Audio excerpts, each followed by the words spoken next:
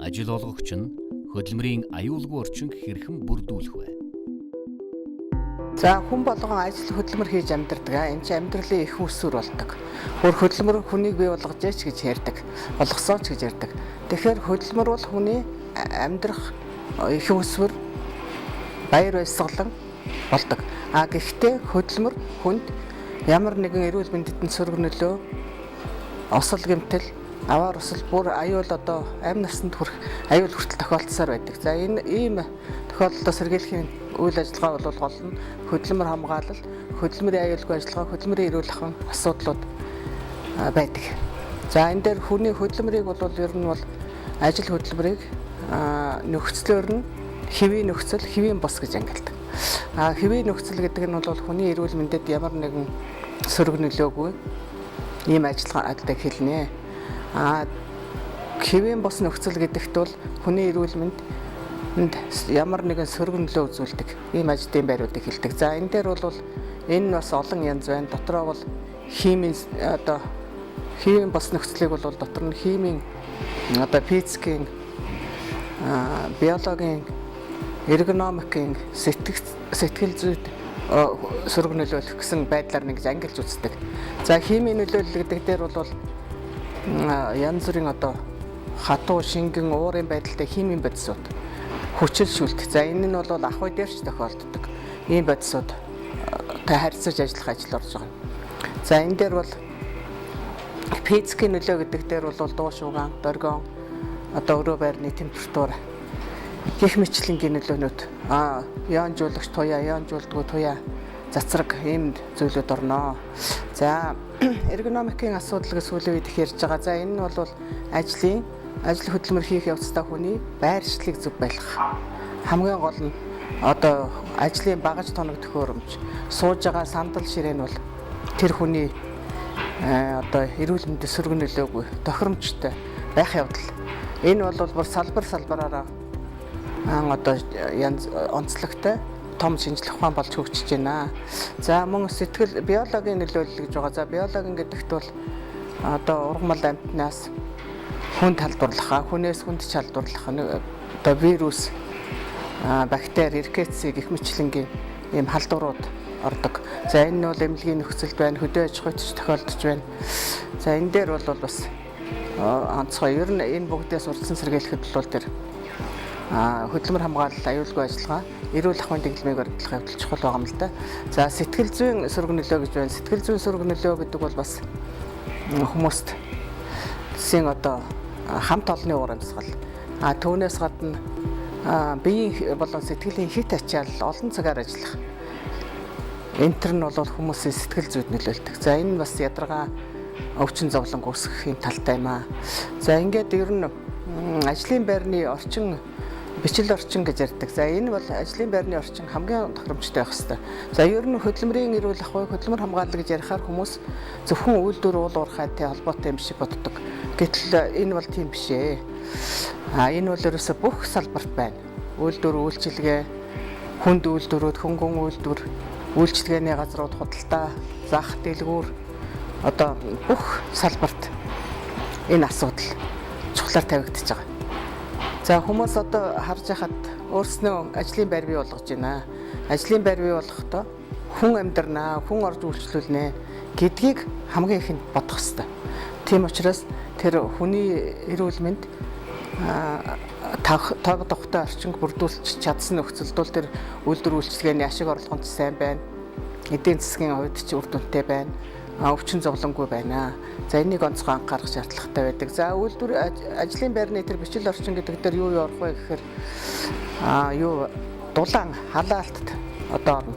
Халаалт нь бол хүний биеийн температур таарсан. Доотлол нь 18-аас 22 гэж ярьдаг. Гэхдээ үйлдвэрийн онцлогоос шалтгаалаад янз бүр байна. Бүр гадаа их хүйтэн нөхцөлд бас ажилтгч хүмүүс байдаг.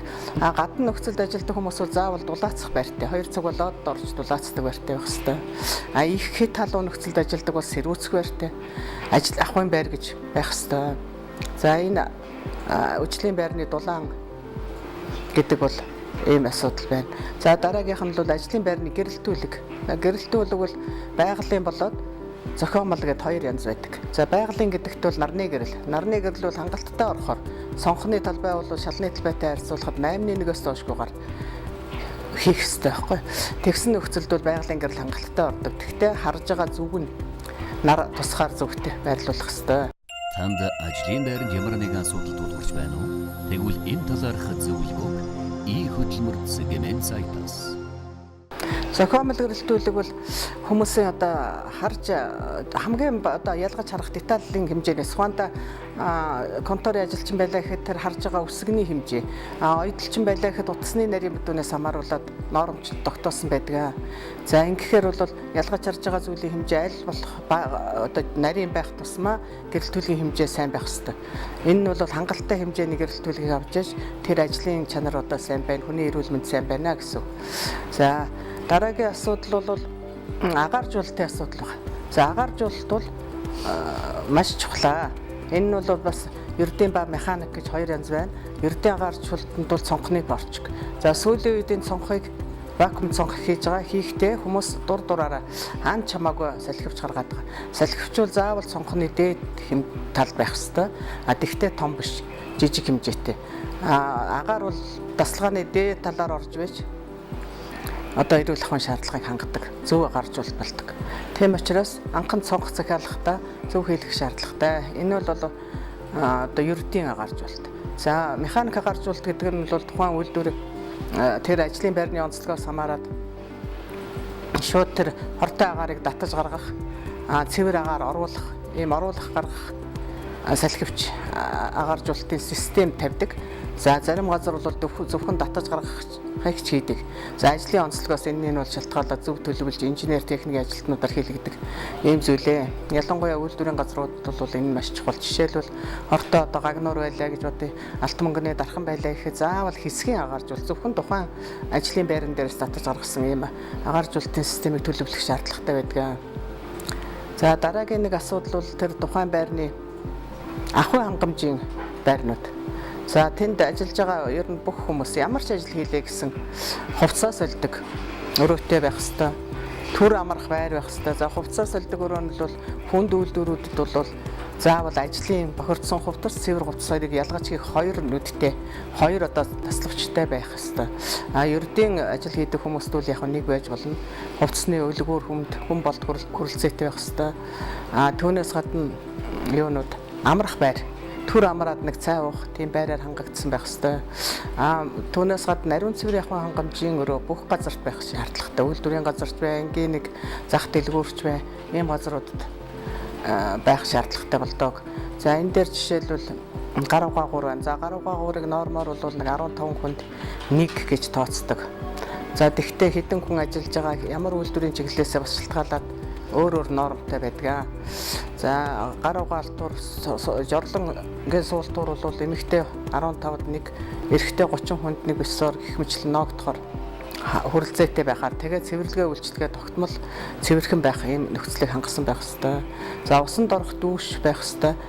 15-аас 20 хүнд 1 дүүш гэж төлөвлөдөг. За энэнийг бол зүгээр жижигхэн одоо нэг хувийн аж ахуйнууд ч гэсэн дор хаяжл гар угаах бизнес хүний тэр нөхцөлийг зайлшгүй хангасан байх ёстой шүү дээ. За иймэрхүү. За түүнээс гадна эрүүл мэндийн үзлэг үйлчилгээ. Эрүүл мэндийн үзлэгт бол хүмүүс ярихдаа заавал цоо эрүүл хүн ажилд орох хэрэгтэй юм шиг боддог. Тэр бол тийм биш ээ. Тухайн ажилд л тэр хүний эрүүл өвчин харьцлахгүй байх хэрэгтэй. Тэрний л авч үзэх болохоос биш цоо эрүүл байх шаардлагатай гэж үзэхгүй. Тэгвэл тэр нь одоо хүндрээгүй өвчин архаг үедээ байж болно л доо.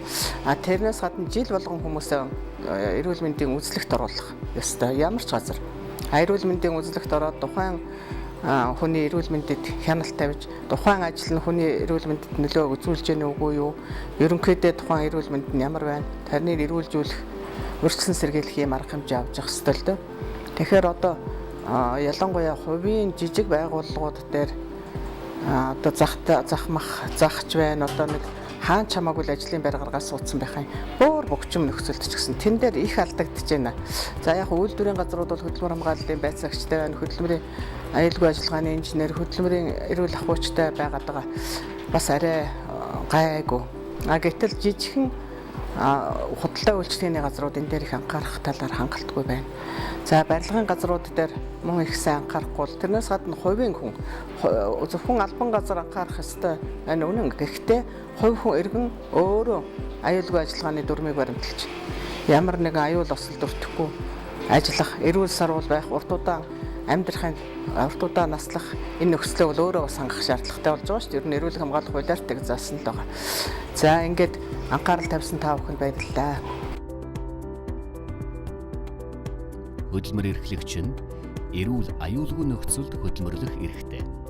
Илүү дэлгэрэнгүй мэдээллийг хөдөлмөр цэгийн цахим хуудаснаас